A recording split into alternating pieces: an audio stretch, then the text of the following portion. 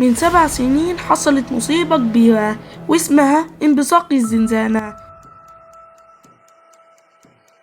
والناس عانوا بسبب اللي حصل وكانوا مرعوبين وخايفين. وأبويا مات في نفس اليوم، وقتها فقدت كل حاجة في لحظة واحدة، وأقسمت وأنا بعيط إن هبقى أكيد صياد وهقتل الوحوش لغاية ما تموت وتختفي من العالم ده. ودي بقى حكاية سونغ، الشخص الذي قرر أن يصبح الأقوى في العالم. فهل هيقدر؟ وهل هيقدر يعمل مستحيل ليصبح الأقوى؟ كله ده هنعرفه في المنهو. ولكن قبل ما نبدأ، شكرا جدا ليكم على وصولنا ل10,000 أخ وأخت، وإن شاء الله هدفنا الجاي هو الوصول ل20,000. فما تنسوش تعملوا لايك وتشتركوا في القناة، ويلا بينا نبدأ.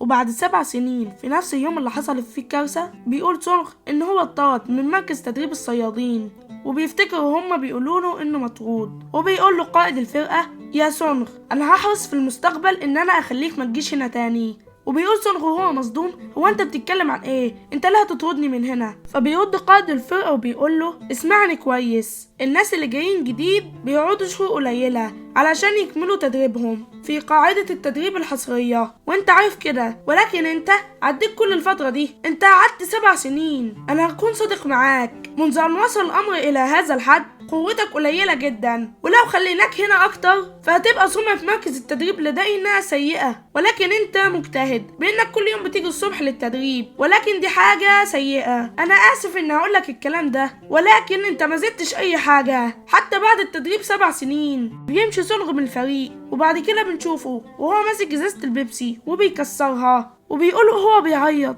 وانا فتحت السمات الفريدة واكتساب المهارات، وانا ليه ما زادتش احصائياتي على الاطلاق. وبيسمع سونغ وهو قاعد ولده وامه، وبتقول له: ازاي مات ابوك؟ وبيقول لها: انا عارف، افتكرت كل حاجة لما هجمت عليه الوحوش، جري بسرعة وانقذ الناس. فبتقول له: هو ده الصح، لو انت حاسس بحاجة صعبة في وقت لاحق في الحياة فإلا عليك انك تعمله. فبيرد وبيقول: ان انا ابقى اقوى. بيكمل سونغ وبيقول: ألا تستسلم. وبتحضنه أمه، وبيروح لهم سونغ وبيسلم عليهم وبيجري بسرعة، وبيقولوا هو في الطريق: زي ما أنا اتحملت ال7 سنوات الماضية، ما أقدرش إن أنا أقف دلوقتي، ما أقدرش أعمل كده. إن لم أستسلم مطلقا، أنا مش هستسلم أبدا. وبعد كده بنشوفه وهو بيخبط على باب، وبيفتح الباب ده حد، وبيكون المدير اللي طرده، وبيقول له: إيه اللي جابك هنا؟ فبيقول له: رجعني مرة تانية، أرجوك ساعدني في إجراء اختبار الصيادين مرة تانية، ما أقدرش نستسلم. فبيتعصب جدا منه وبيقول له: أيها الحقير، ما فهمتش لغاية دلوقتي إيه اللي قصده. فبيتفاجئ سونغ وبيقول القائد وهو متعصب: هو أنت جيت هنا علشان الفلوس اللي صرفتها خلصت؟ أيها الحقير، هو أنت فاكرني إن أنا هعيد لك الفلوس نفسها؟ فبيقول له سونغ: أنا ما قصدتش كده، الموضوع مش حكاية مال. فبيضرب القائد وبيقول له: إيه الكلام العبيط ده؟ وبيقع على الزبالة وبيضحك وبيقول له: انت قصدك ايه بانه مش كده؟ انت فاشل وهتفضل فاشل. وبيبص سونغ الارض وهو بيعيط وحوالين الزبالة، وبيقول: لو انا لدي سمات فريدة فلا، لو انا عندي قوة قليلة فلا. اذن مرة واحدة بتظهر له لوحة البيانات وبتقول له: برج الاختبارات بيهنيك على ارادتك. وبيقول: هو ايه ده؟ وبيقع في المية وبيقول: هو ايه اللي بيحصل؟ الحقوني. وبيبص القائد وبيقول: أيها الحقير، ازاي تجري على التسبب في اللي حصل؟ ولكن بيختفي وبيدور عليه ومش بيلاقيه. وعلى الناحية التانية بيروح لسونغ وبيكون واقع في المية وبيكون مش قادر يتنفس، وبيقول: أنا مش قادر أتنفس، الحقوني.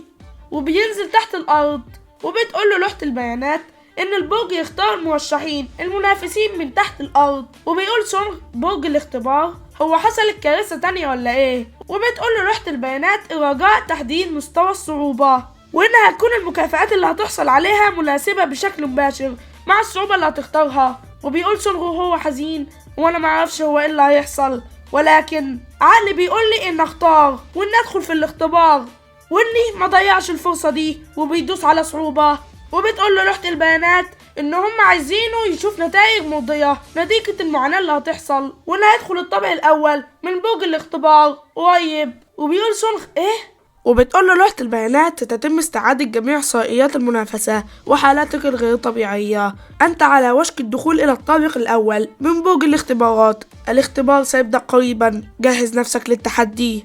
وبنشوف ان سونغ في الصحراء وبيقول هو ايه اللي بيحصل، دي صحراء. وبتكمل لوحة البيانات وبتقول سيتم توفير سلاح لك، وبتديله سيف. وبيبص سونغ على السيف وبيبقى مستغرب. وبتقول له لوحة البيانات موضوع هذا الاختبار هو البقاء على قيد الحياة، ومكافأة اكتمال هذا الاختبار الإفراج عن سمة فريدة لك. فبيستغرب سونغ وبيقول سمة فريدة؟ أخيرا أنا هلاقي حاجة أنا عملت ليها بجد من أجل ال7 سنوات الماضية من تعب وتمرين. أخيرا أنا هحصل على سمة فريدة كمكافأة. أنا فعلا مش مصدق نفسي. وبيروح للسيف وبيقول أولا أنا همسك السيف. ومرة واحدة الأرض بتتكسر وبيجري سونغ بسرعة. وبتقول له لوحة البيانات سيبدأ اختبار البرج التعليمي الآن. برج الاختبار اختيار مستوى الصعوبة صعب للغاية. وبيظهر له وحش كبير وبيقول سونغ وهو مصدوم ده حاجة جنونية. فبتقول له لوحة البيانات أرجوك خليك على قيد الحياة بينما تحاول الهروب من غلم الرمال أثناء هذه الفترة الزمنية المخصصة، والوقت متبقي 7 دقايق و58 ثانية، وإنه لو ما ماتش في الوقت ده فهو هيفوز. وبيجري سونغ بسرعة وكان هيقع وهو ماسك السيف وبيقول هو ايه اللي بيحصل. وبتقول له لوحة البيانات عقوبة الفشل في الاختبار هي الموت. وسونغ بيجري بسرعة من الوحش وبيقول هو أنا أقدر أجري لغاية ما يخلص الوقت ويموت؟ لما تبصله أول مرة تلاقي إنه بطيء ولكن هو سريع. من المستحيل أنا أجري طول الوقت حوالي 9 دقايق في الصحراء. وبتقول له لوحة البيانات الوقت المتبقي 9 دقايق و11 ثانية. وبيقول سونغ تم إعطائي سيف من أجل النجاة وكأنه يتم اختباري إن أنا أجري ولا أموت أو أقاتل للموت. وبيقول مستحيل إزاي هقدر أقتل الوحش ده. وبيفتكر كلام زملائه في الفريق وهم بيقولوا له إنه ضعيف وإنه من الغباء إنه يتدرب علشان يعرف الموضوع. وبيتعصب جدا وبيتهيأ له إن الوحش بيقول له أنت ولا حاجة. وسونغ بيبص وهو متعصب وعزيمته كبيرة جدا وبيقول هو أنت عايز تستمر في الجري ولا تموت؟ في النهاية كده كده هتموت، أنا مستحيل إن أستسلم. وبيبص للوحش وبيقول مرت 7 سنين من آخر مرة قتلت فيها، ولكن يمكن إن أنا أقول إن أنا أكتر خبرة. لو مفيش فايدة من الهرب اللي أنا بعمله ده على الأقل لازم تبقى في طريقة للنجاة. الوحوش زي الغولم بيموتوا بمجرد تدمير مصدر طاقتهم، ولكن هو في مكان أنا مقدرش أوصله. وبيجري بسرعة وبيقول في تلك الحالة ومرة واحدة بيقف وبيقول وهو مصر جدا يجب أن أجد طريقة للوصول إليه. والوحش بينط ليه وسونغ بينط بسرعة وماسك السيف وبينط للوحش وبيوقعه في الرمال وبيقول دلوقتي أنا أقدر أوصل إليه. وبيضحك وبيقطع حتة الطاقة اللي فيه وبيقول إنه هو نجح. وبيمسك السيف وبيكسر مصدر الطاقة اللي فيه ولكن ما بتتكسرش كلها. وبيقول إنها صعبة جدا ولكن أنا لو قدرت أضربه مرة تانية فمن الممكن إنها تتكسر. والوحش بيمسكه وبيتألم سونغ والوحش بيبصله وبيقول له أنا كنت عارف كده، أنت مجرد نكرة. يا للأسف أنت ما عندكش أي حاجة، أنت لا تمتلك حتى أي خبرة، مجرد أحمق. وبيمسك سونغ السيف وبيتعصب جدا وبيقول له اسكت، اللي أنا عايزه منك إنك تسكت أيها الحقير. وبيرمي السيف وهو بيقول كده وبيقع في حتة الطاقة اللي فيه وبيموت الوحش. وبتقول له لوحة البيانات تم تدمير مصدر طاقة الغلم الرملي، اتبقت 7 دقايق و8 ثواني نهاية البرنامج التعليمي. وبيقع سونغ والرمال بتاعت الوحش بتقع عليه وبيقول مستحيل، هو أنا قدرت إن أنا أقتل الغلم؟ هو أنا عملت كده فعلا؟ وبتقول له لوحة البيانات تهانينا لك، لقد نجحت في تطهير الطابق الأول من برج المحاكمات.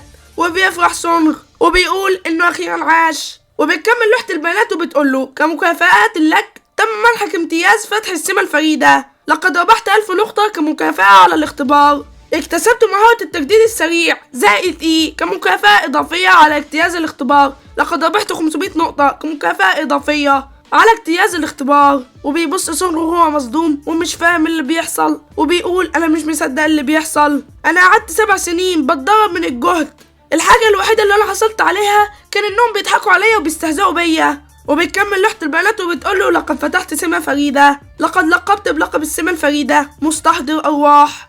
وبيقول هو أنا أقدر إن أنا أصبح صياد أيضا، ومع ذلك كل ده مش هيحصل غير لو عشت. وبيبص بعينه وبيكون مصدوم اللي بيحصل وبيقول هو إيه ده؟ اللي حصل إن ظهر ضباب أسود لما قتلت الغلم. وبيلمسه وبتقول له لوحة البيانات لقد تم تفعيل قدرتك الفريدة المستحضر فيت اف. هو انت عايز انك تستحوذ على روح الغلام الرملي؟ ايوه او لا؟ وبيستغرب سونغ وبيقول روح واستحواذ، في ذلك الضباب الاسود لقد تم فتح قدراتي الفريدة. فبتقول له لوحة البيانات هو انت عايز انك تستحوذ على روح الغلام الرملي؟ ايوه او لا؟ فبيقول ايوه، وبيبص وهو هدفه واحد بس، وانه يصبح الاقوى في العالم. وبيبص وهو مصدوم وبيقول روح امتصاص؟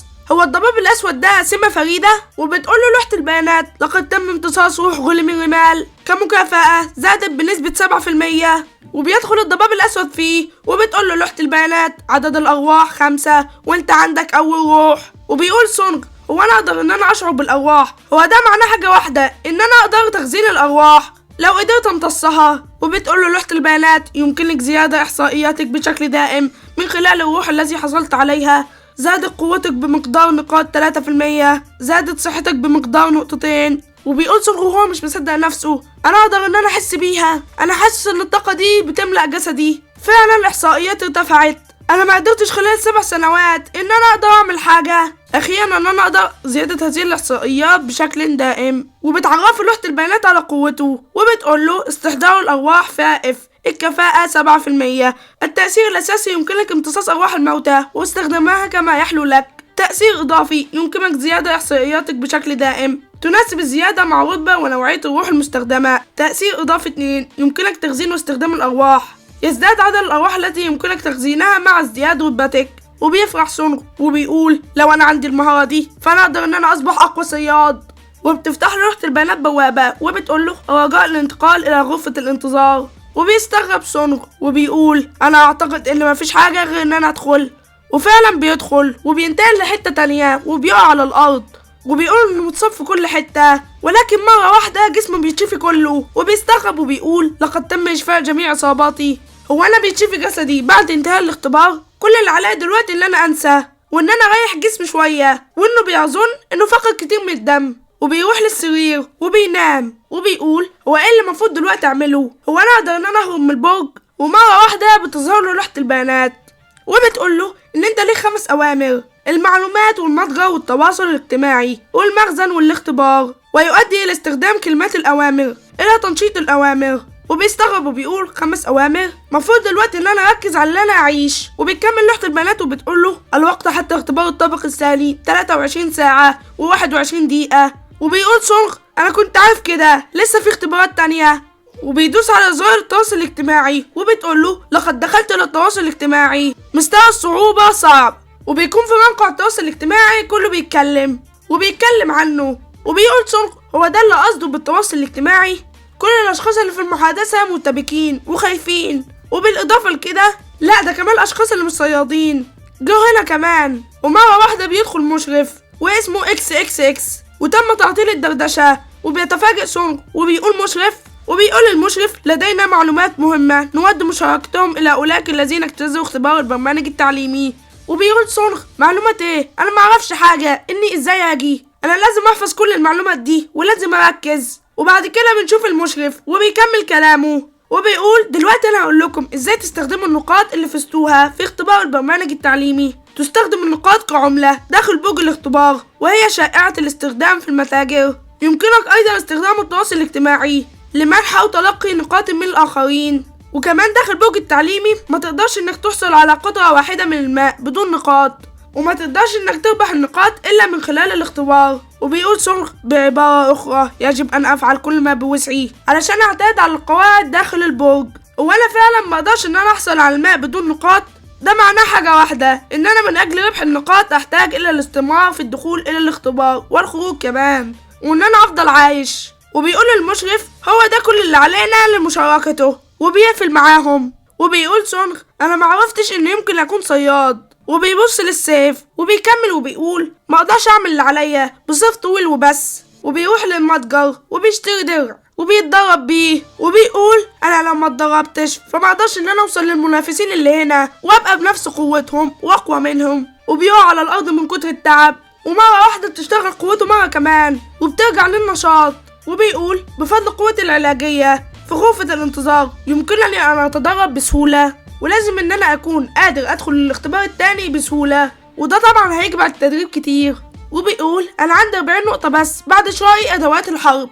وبيبص وهو مصدوم وبيقول لو أنا ما قدرتش إن أنا ألاقي مكافآت إضافية فأنا ما أقدرش أصلا إن أنا أحلم إن أنا أجيب درع. وبتقول له لوحة البيانات الوقت المتبقي حتى اختبار الطابق الثاني 17 دقيقة و17 ثانية. وبيقول سونغ هو أنا أقدر إن أنا أعيش مرة تانية؟ وبيقول لأ سأبقى على قيد الحياة. وبتقول له لوحة البيانات الوقت حتى اختبار الطابق الثاني 10 ثواني 9 ثواني 8 ثواني 3 2 1. الوقت المتبقي حتى اختبار الطابق الثاني 0 ثانية. هل ترغب في قبول اختبار الطابق الثاني نعم أو لا؟ وبتفتح له بوابة بينط فيها للغابة، وبتفتح له بوابة بينتقل فيها للغابة. وبتقول لوحة البيانات لقد دخلت الطابق الثاني من برج الاختبار. برج الاختبار مستوى الصعوبة صعب. وبيقول سونغ أنا أعتقد إن دي غابة المرة دي. وبتقول له لوحة البيانات موضوع الاختبار ده هو اغتيال زعيم قبيلة الأورك خلال المهمة المحددة. وبيستغرب سونغ وبيقول زعيم قبيلة الأورك، وبيبقى واقف على جبل وبيبص من تحته وبتبقى قبيلة الأورك وبتكون عليها حماية كبيرة. وبيقول سونغ هم اللي عايزينه مني إن أنا أروح للمكان ده المليان بالأورك وهزيمة زعيم القبيلة.